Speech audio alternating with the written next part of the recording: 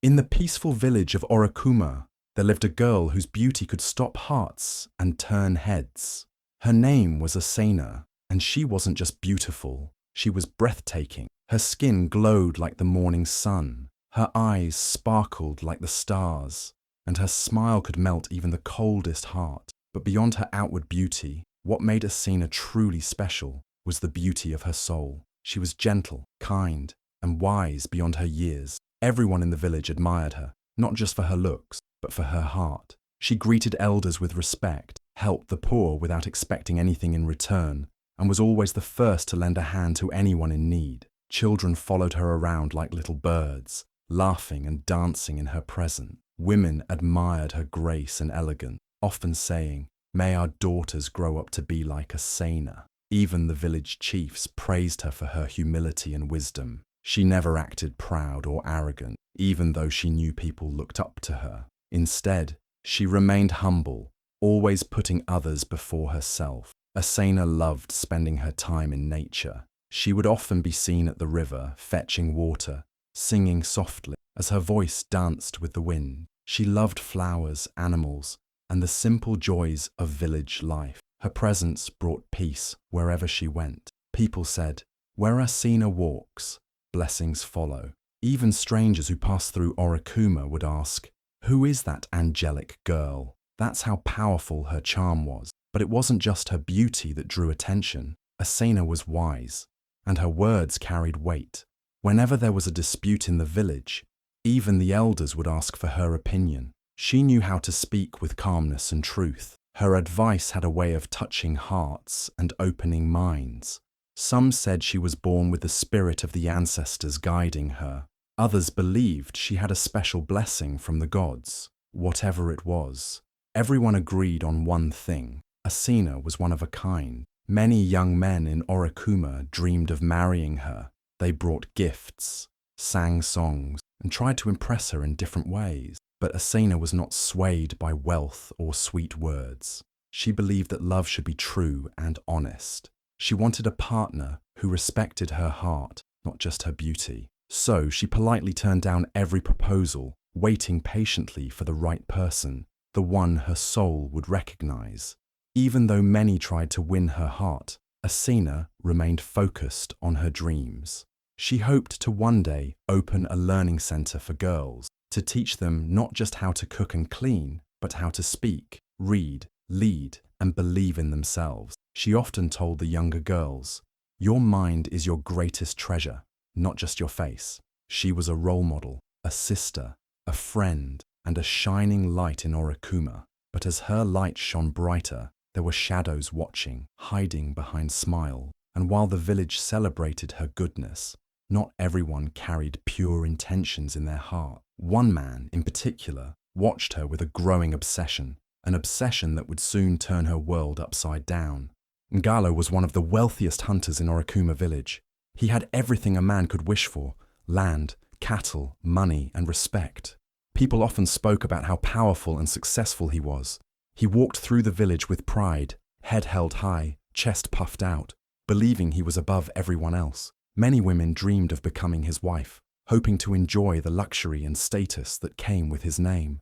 But Ngalo had his eyes set on only one person: Asena. From the first day he saw her at the village square, something in his heart shifted. Her beauty struck him like lightning. Her soft voice, graceful steps, and warm smile haunted his thoughts day and night. But what troubled him the most was that Asena didn't seem impressed by him like others were. She didn't stare at him with admiration or run to accept his gifts. Instead, she treated him like every other villager, with respect, but nothing more. That bruised Ngalo's pride. Determined to make her his, Ngalo began his chase. He sent her baskets full of fruits, expensive cloth, gold bangles, and even offered her family a handsome bride price. He made promises of building her a big house, of giving her a life of comfort and ease. But Asena gently refused, time and time again. She would smile politely and say, "Ngalo, I am grateful, but I cannot marry someone I do not love. I have dreams I wish to follow." Her words were always kind, but firm. Ngalo didn't understand rejection. He wasn't used to hearing the word no. To him, Asena was just playing hard to get. so he pushed harder, trying to show off even more. He boasted in the village square about how he would one day marry her. He even warned other men to stay away from her, acting as though she already belonged to him. But Asena stood her ground. She made it clear that her heart was not for sale, and no amount of riches could change that. As time passed, Ngalo's obsession grew stronger. It was no longer just about love. It became about control. He felt insulted that a village girl would keep rejecting someone as powerful as him. His admiration turned into anger. His desire turned dark. The more Asena distanced herself, the more Ngalo's mind twisted with jealousy and pride. He began to see her rejection not as a personal choice, but as a challenge to his authority. People in the village started noticing his strange behavior. He would watch her from afar, his eyes burning with frustration. He followed her footsteps silently, trying to find a moment to speak to her alone. He would whisper threats under his breath, warning her that she would regret her decisions. But Asena, calm and brave, refused to be shaken. She still walked with grace, still smiled with peace, unaware of the storm building behind her. Ngalo's heart was no longer chasing love. It was drowning in obsession. He could not accept that a woman he desired so deeply would rather choose her dreams than his wealth. He began to believe that if he couldn't have her, no one else should. His mind, poisoned by pride and rejection, started brewing something dark and dangerous. What started as love had turned into something evil, and soon, Orokuma village would witness the terrifying result of a man whose ego had been shattered. Ngalo had tried everything he could to win Asena's heart. Gifts, promises, sweet words, even pressure from elders. But Asena remained true to herself. She had listened to him respectfully each time, but her answer never changed. She didn't want to marry him. She didn't want a life where she was caged by riches or controlled by pride. She wanted to follow her own dreams, to build a future where she could help others, teach young girls, and live a life filled with purpose, not just luxury. One afternoon, Ngalo approached her again, hoping this time would be different. He dressed in his finest clothes, walked with bold steps, and carried another expensive gift. But Asena stood calmly in front of him and spoke with the same grace and honesty. "Ngalo," she said, "you are a respected man, but I cannot marry you. My heart is not in it. I want to choose my own path, not one chosen for me by wealth or pressure. Please understand, I do not hate you, but I must follow my dreams." Her words were soft, but they hit Ngalo like a thunderstorm. In front of a few villagers who had gathered nearby, he felt his pride crack. The rejection stung more than ever before, not just because she said no, but because she said it so boldly, with no fear. He looked around and saw the eyes of others. Some whispered, some shook their heads, others just watched silently. But in Ngalo's heart, it felt like they were all laughing at him. That moment was the turning point. Ngalo's admiration turned into pure hatred. His obsession twisted into revenge. His heart, once burning with desire, now boiled with anger and shame. He walked away from Asena without a word, his fists clenched and his eyes full of fire. His pride had been crushed, and his ego couldn't take it. In his mind, Asena hadn't just rejected him, she had humiliated him. That night, alone in his compound, Ngalo sat in silence, staring into the darkness. The voice of rejection kept ringing in his ears. "I must follow my dreams," she had said. He repeated those words over and over, and each time his anger grew stronger. His thoughts became darker. He convinced himself that Asena had disrespected him, that she had insulted his name, his status, and his manhood. He refused to accept that she simply made a choice for her life. No, in his twisted mind, he believed she had wronged him. It was in that darkness that a sinister plan began to form, a plan not to win her love, but to destroy her spirit. Ngalo told himself, if she refuses to be mine, then let her face what rejection brings. Let her see what it means to embarrass a man like me. He wanted her to suffer. He wanted her to feel pain. He wanted to leave a scar so deep that she would never forget his name. He started moving in silence, hiding his anger behind fake smiles. No one in the village knew what was brewing inside him, but in his heart, Ngalo had already declared war. He had made up his mind. He would hurt Asena in the most horrible way. He didn't want her love anymore. He wanted her destruction. What he didn't know was that the same pain he planned to give would one day return to him in a way even more brutal. But for now, he was focused on revenge. and his heart was colder than ever before. It was a quiet evening in Orikuma village. The sun had set, and the sky was slowly turning dark. Asena had gone to visit an old widow who lived at the edge of the village. She often helped the woman with chores and brought her food. That night was no different. Asena walked with a small basket in her hand, smiling softly, unaware that evil eyes were watching her from the shadows. Ngalo had been waiting for this moment. He had followed her silently, hiding behind trees, breathing heavily, his mind burning with hatred. His hands gripped a small calabash tightly. Inside it was a deadly liquid he had prepared in secret. Acid, a cruel weapon, a symbol of his broken pride. His heart no longer held any love. All he wanted now was to destroy the face that had once enchanted him, the same face that had said no to him. Asena finished her visit and began walking back home. The night breeze was cool, and the path was quiet. She had no idea that danger was just a few steps behind her. Suddenly, without a sound, Ngalo stepped out from the darkness. Before Asena could even scream or run, he flung the calabash at her. The liquid splashed across her face and neck, and in that moment, her entire world shattered. A scream tore through the night. A scream so loud, so painful, it echoed through the trees. Asena dropped to the ground, rolling in agony, her hands trying to wipe away the burning pain. Her skin began to peel, her flesh sizzling under the cruel effect of the acid. Her cries could be heard from far away, and villagers rushed out of their homes in panic. They found her on the ground, shaking, her beautiful face melting in pain and blood. People gasped, some screamed, others fell to their knees in shock. It was a scene too painful to watch. The girl who once lit up the village with her smile was now crying in agony, her face unrecognizable, her body covered in wounds. Some villagers carried her to the healer's hut. Others searched around to find who had done such a wicked thing, but Ngalo had already vanished into the night. The news spread like wildfire. Orikuma village was shaken to its core. No one could believe what had happened to Asena. Mothers cried, young girls hid in fear, and men cursed the wickedness that had struck their peaceful land. People gathered outside the healer's hut, praying, whispering, hoping for a miracle. But the truth was clear.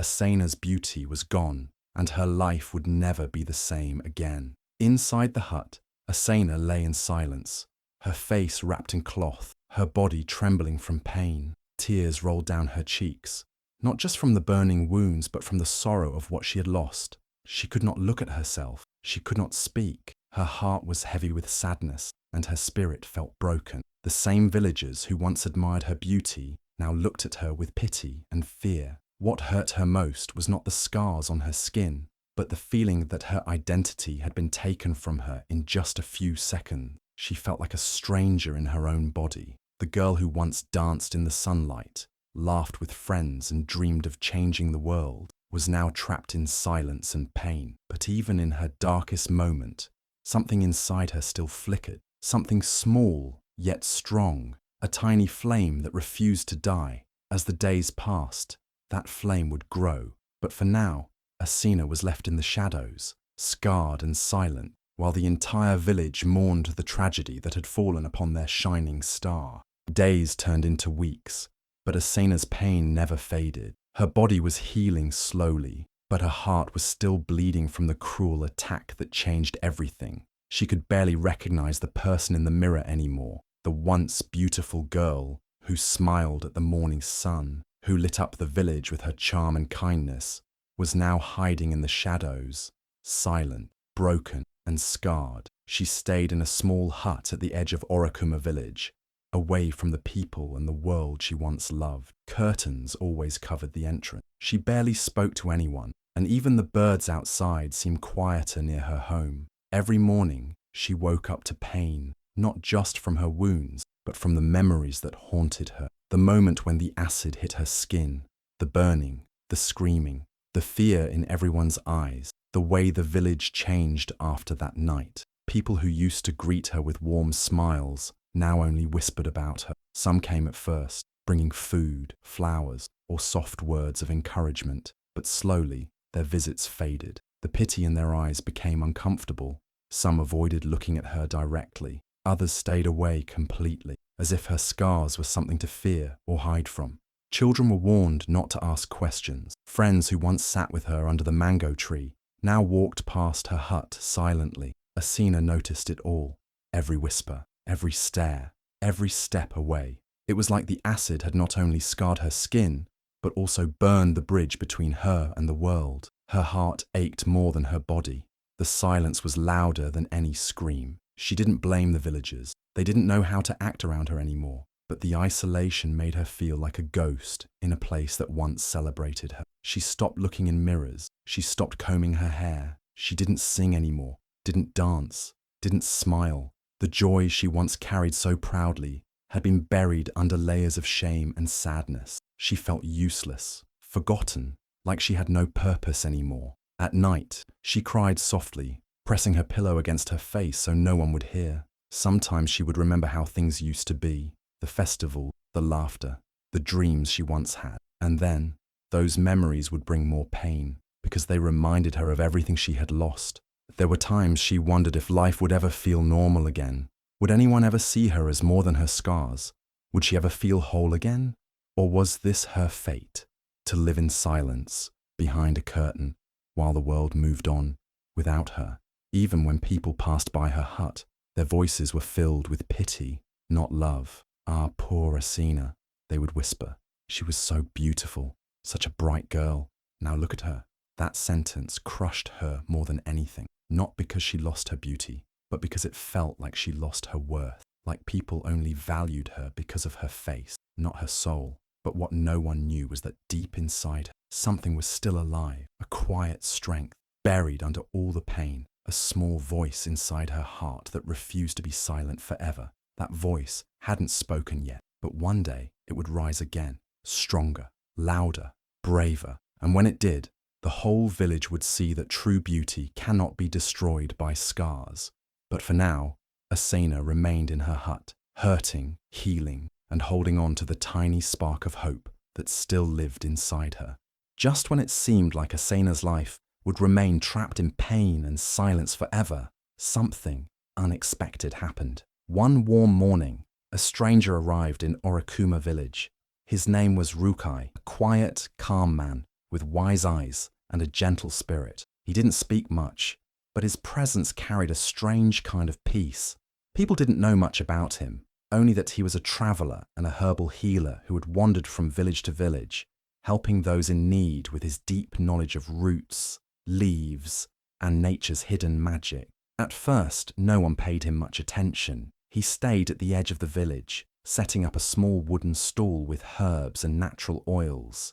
But word quickly spread that his hands could heal wounds that even time struggled to touch. The old, the sick, even mothers with crying babies began to visit him, and slowly, whispers of his kindness reached every corner of Orokuma, including Asena's hut. One evening, as the sun dipped behind the hills, Rukai heard two women talking near his stall. Their words were heavy with sadness as they spoke about the girl whose life had been ruined by acid. They spoke about her beauty, her silence, her pain, and how no one visited her anymore. Rukai said nothing, but his heart ached. That night, he asked an old man in the village to tell him more, and when he heard everything about Ngalo, the attack, the scars, the isolation, he knew he had to see her. The next day, he walked slowly to her hut, carrying a small basket filled with healing herbs. He stood quietly at her door and softly called her name. At first, Asena didn't answer. She thought it was another villager coming to stare at her with pity. But Rukai's voice was gentle, respectful, patient. He didn't force his way in. He just stood there, waiting. Eventually, Asena opened the curtain slightly. She looked at him with suspicion and fear, but he didn't flinch at the sight of her scars. He simply bowed his head and said, "I'm not here to look at your face. I'm here to help your soul heal." Those words touched something in her heart, something that hadn't been touched in a long time. Rukai didn't ask questions. He didn't give false promises. He simply offered her a chance, just one small chance, to try again. He told her the herbs wouldn't erase every scar, but they could ease the pain, calm the fire under her skin, and help her body feel lighter. More importantly, he offered her his time, his wisdom, and his friendship, without judgment. Asena hesitated at first, but something in Rukai's eyes made her want to trust again. Slowly, she let him treat her wounds. Every day he came with new leaves, oils, and pastes. He taught her how to mix them, how to care for her skin, and how to breathe through the pain. And as the days passed, something beautiful began to grow, not just healing on her skin, but strength in her spirit. For the first time in months, Asena started to speak. She asked questions. She learned. She listened. Rukai didn't just treat her, he trained her, teaching her about herbs, about the body, about healing from within. He helped her find her power again, a power that had nothing to do with her face, but everything to do with her heart. No one in the village expected it. They thought Asena's story had ended the night she was attacked, but life had just started writing a new chapter, and the pen was now in her hands. Day by day, Rukai continued to treat Asena's wounds with gentle care and patience. His hands moved with kindness, and his heart carried no pity, only respect. The herbs he applied soothed her burning skin, and his calm words comforted her aching soul. The healing was slow, but something powerful was happening. Asena wasn't just healing on the outside. Something deeper was changing inside her. The girl who once hid behind her curtain, afraid of the world, was slowly beginning to rise again. Rukai didn't just bring herbs. He brought knowledge. He began to teach Asena everything he knew about nature's medicine, how to recognize healing leaves, how to mix roots for pain relief, how to prepare healing oils for scars. Asena listened carefully. She practiced. She wrote everything down. She had found something new, purpose. Her hands, once trembling with shame, now moved confidently, crushing herbs and boiling mixtures. Her heart, once filled with sorrow, now burned with curiosity and strength. But Rukai didn't stop there. He noticed how Asena still lowered her eyes when others passed by. He saw the fear in her shoulders whenever voices rose. So he began to teach her something more, how to protect herself. Every evening, under the big mango tree behind her hut, Rukai showed her simple moves for self-defense. He taught her how to stand firm, how to use her balance, how to protect herself if anyone ever tried to harm her again. At first, Asena laughed nervously, but soon she was kicking and blocking with power and confidence. She wasn't just a victim anymore, she was becoming a warrior. Then came the most powerful part of her transformation. Rukai encouraged her to speak, not just to him, but to others. He told her, "Your voice is stronger than your scars." At first, Asena hesitated. She was afraid people would look at her face and forget her words. But Rukai kept pushing gently. He would ask her to read aloud. He would ask her to share her thoughts. Little by little, Asena found her voice again. Her words grew stronger, clearer, and bolder. She spoke with wisdom, and people started to listen. Soon, women in the village began to come to her, not just for herbs, but for advice. They came with their pain, their secrets, their struggles. Asena listened, comforted them, and shared what she had learned. She became a light for those who felt lost. People stopped seeing the scars. They started seeing the strength behind them, her confidence, her kindness, her courage. It all began to shine brighter than her former beauty ever did. Children admired her, women respected her, and even the elders nodded in approval when she passed. Asena no longer walked with her head down. She walked tall, with pride in her heart and purpose in her steps.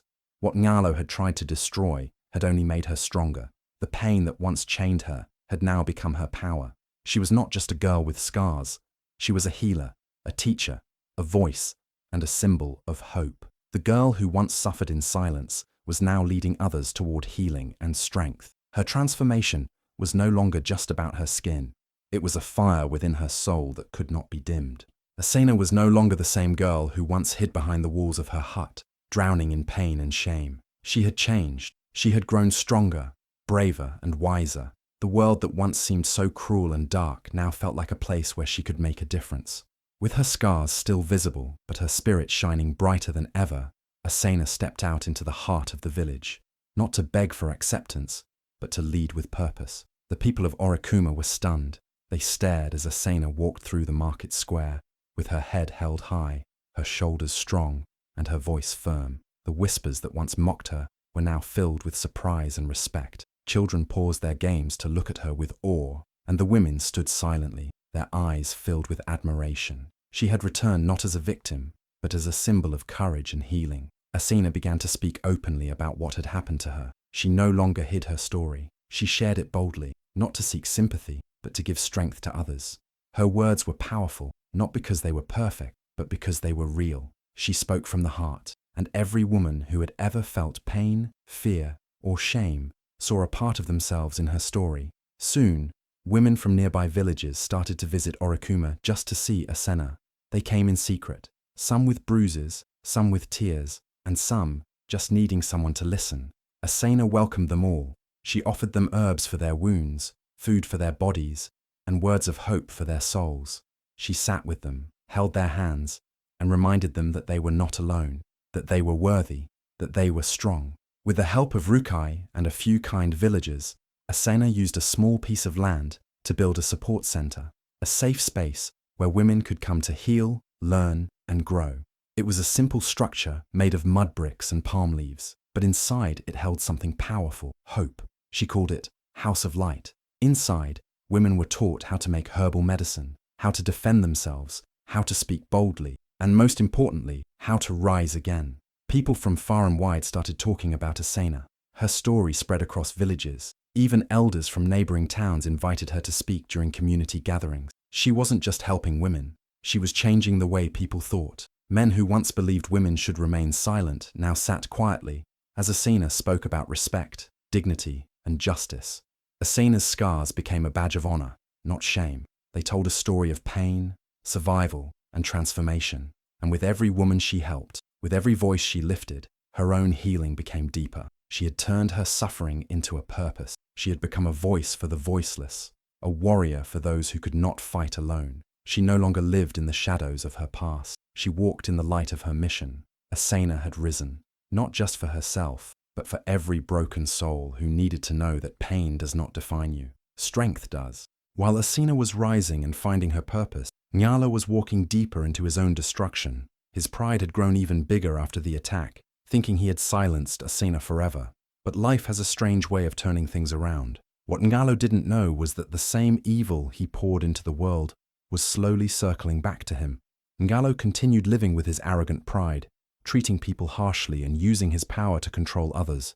His heart grew darker. He believed he was untouchable because of his wealth and connections. But deep inside, people feared him, not because of respect, but because of the cruelty he carried.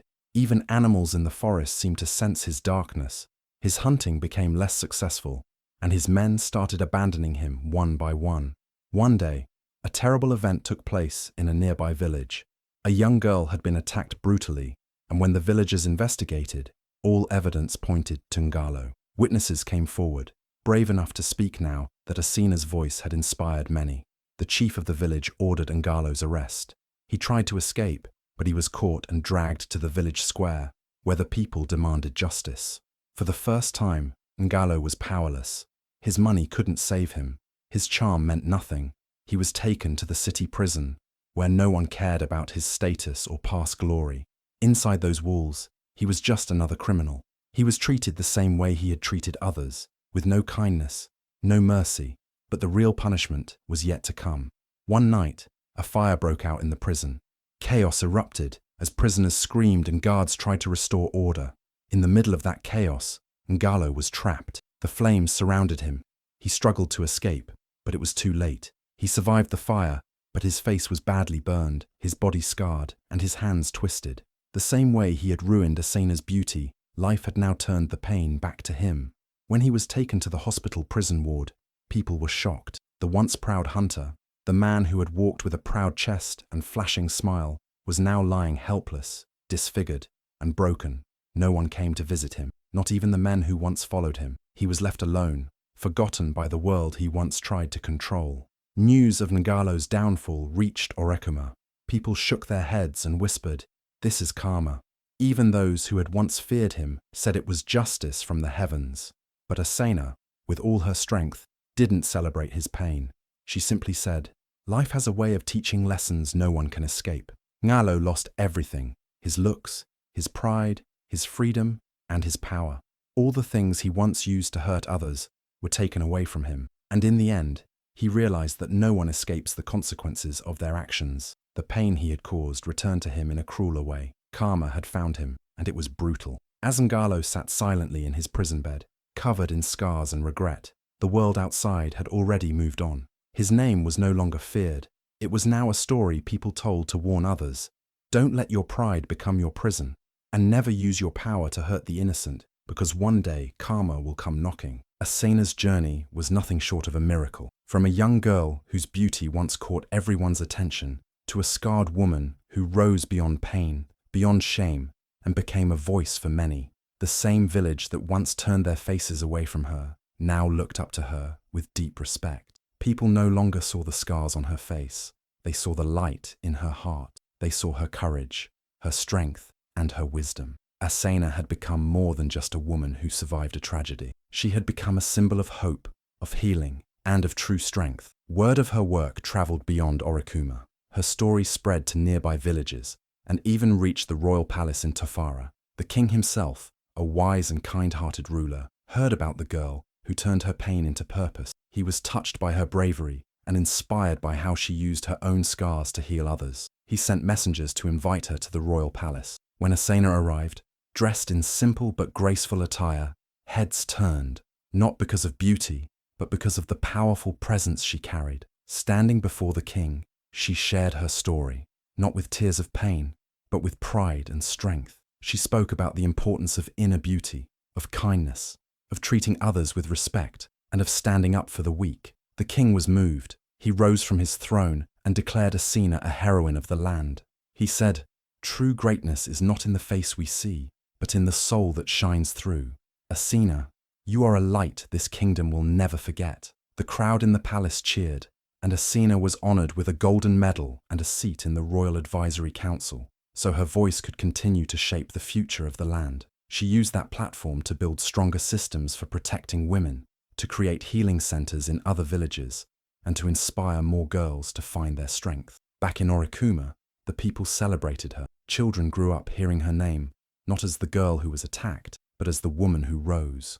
Mothers told their daughters about Asena's courage. Her story became part of village songs and festival stories. The once silent girl in the hut had now become a legend, one whose story gave others the courage to keep going. Asena never tried to hide her scars. In fact, she wore them proudly. "These scars," she would say, "are not a mark of shame, but a sign that I survived what was meant to destroy me." Her life was a reminder to everyone that real beauty is not what you see in a mirror. Real beauty is in how you treat people, in how you rise after falling, in how you love yourself when the world tries to break you. And so, her story ended, not in sorrow, but in triumph. A girl whose face was once admired, but whose soul later won the world. A girl who was broken, but rebuilt herself stronger. And a girl who proved that even when the world takes everything from you, if you hold on to your spirit, you still have everything. Asena became a name that would forever be remembered, not for her face, but for her fire. Because in the end, scars may stay on the skin, but greatness lives in the heart. If this story touched your heart, if Asena's pain, courage, and strength made you feel something deep inside, then don't let her journey end here. Let her scars remind us all that true beauty is not what we see on the outside, but the strength we carry within. There are so many people out there still suffering in silence, and maybe, just maybe, sharing this story could give them hope. So please, don't scroll away quietly. Take a moment to like this video, share it with someone who needs inspiration, and help spread the message that pain doesn't define us. Resilience does. And if you believe in powerful stories that heal, uplift, and change lives, then kindly hit that subscribe button and join this growing family. We have more heartfelt stories coming your way, stories that will make you cry, smile, and believe in hope again. Thank you for watching. Thank you for feeling. Thank you for being here.